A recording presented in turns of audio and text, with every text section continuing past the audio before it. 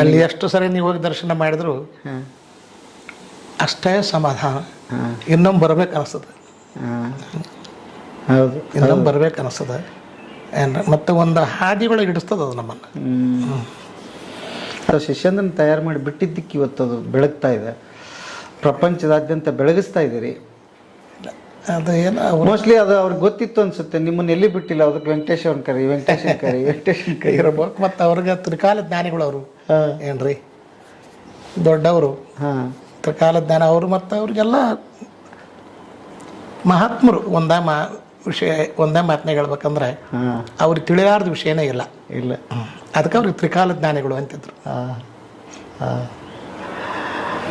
ನೋಡ್ರಿ, ಅವರಿಗಾಗಿ ಏನು ಮಾಡಿಕೊಳ್ಳಿಲ್ಲ ಜೀವನದೊಳಗೆ. ಹ್ಞೂ ತಮಗಾಗಿ ಅಥವಾ ತಮ್ಮ ಸಂಬಂಧಿಕರಿಗಾಗಿ ಹಿಂದೆ ಮುಂದೆ ಏನೂ ಇಲ್ಲ. ತಾವು ಹೇಗೆ ಗುರುಗಳ ಹತ್ರ ಬಂದಿದ್ರು ಹಾಗೇ ಹೋಗ್ಬಿಟ್ರು. ಸಮಾಜ ಕೊಟ್ಟದ್ದು ಸಮಾಜಕ್ಕೆ ಇಟ್ಟು ಹೋಗ್ಬಿಟ್ರು. ಅದ್ಭುತ, ಬಹಳ ದೊಡ್ಡದಿದು. ಅದಕ್ಕೆ ನಾನು ಹೇಳ್ತಿರ್ತೀನಿ, ಎಲ್ಲ ಕಡೆ ಯಾರು ಕೇಳಿದಾಗ ನಿಮ್ಮ ಗುರುಗಳು ಹೆಂಗೆ ಯಾರು ಅಂತ ಕೇಳ್ತಿರ್ತಾರೆ ಹೊರಗಡೆ. ನಾನು ಹೇಳ್ತೀನಿ, ನಮ್ಮ ಗುರುಗಳು ಹಿಂಗೆ ಹೇಳ್ತಾನೆ ಮೊದಲೆಲ್ಲ, ಹಿಂಗಿದ್ದರು ಅವರು ಹೆಂಗಿದ್ರು. ಮಹಾಜ್ಞಾನಿಗಳು ಸಂಗೀತದೊಳಗೆ ಇದ್ದಾರೆ, ಜಗತ್ತಿನೊಳಗೆ ದೇಶದೊಳಗೆ ಮಹಾಜ್ಞಾನಿಗಳಿದ್ದಾರೆ. ನಾವು ಕೇಳ್ತೀವಿ, ನೋಡ್ತೀವಿ. ಆದರೆ ನಮ್ಮ ಗುರುಗಳು ಸಿಗೋದು ಅಪರೂಪ ಅಂತ. ಯಾಕೆ ಅಲ್ಲ, ಅವರು ಜ್ಞಾನಿಗಳಾಗಿ ಬೆಳೆಯೋದು ಬೇರೆ,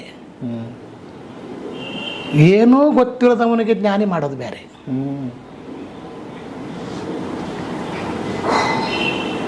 ಅದಕ್ಕೆ ಉಳಿದವರಿಗೂ ಅವರಿಗೂ ಇಷ್ಟು ವ್ಯತ್ಯಾಸ ಅದ.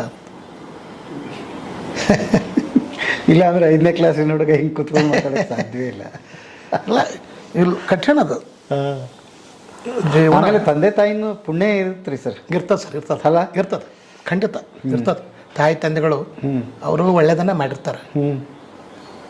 ನೀವು ಹೇಳ್ದಂಗೆ ತಾಯಿ ತಂದೆಗಳು ಅದ್ರಾಗ ಒಂದು 50% ಅವ್ರದ್ದು ಇರ್ತದೆ. ಯಾಕಂದ್ರೆ ಅದು ಇಲ್ಲಂದ್ರೆ ಲಭಿಸೋದು ಕಠಿಣ. ಅಂಥ ಗುರು ಲಭಿಸೋದೇ ಅದರಿಂದ, ಆ ಪುಣ್ಯದಿಂದ. ತಾಯಿ ತಂದೆಗಳ ಪುಣ್ಯ, ಯಾವುದೋ ಜನ್ಮದ ಸಂಸ್ಕಾರದ ಬಲ. ಅಂಥ ದೊಡ್ಡವ್ರು ಗುರುಗಳಾಗಿ ಸಿಗಬೇಕಾದ್ರೆ ಬಹಳ ಪುಣ್ಯ ಬೇಕು ಅದಕ್ಕೆ. ಮತ್ತು ನಾವು ಅಲ್ಲಿ ಹಂಗೆ ಕೊನೆವರೆಗೂ ಅವ್ರ ಪ್ರೀತಿ ಪಾತ್ರರಾಗಬೇಕಲ್ಲ, ಅದು ಬಹಳ. ಎಷ್ಟು ಜನ ನಾವಿದ್ದಾಗ ಎಷ್ಟೋ ಮಂದಿ ಕೇಳ್ದು ಹೋಗ್ಬಿಟ್ಟಿರ್ತಾರೆ ಹುಡುಗರು, ಹೋದವ್ರು ಬರಲೇ ಇಲ್ಲ ಎಷ್ಟು ಜನ ಅಂತ. ಅಷ್ಟು ಉದಾಹರಣೆಗಳದಾವು.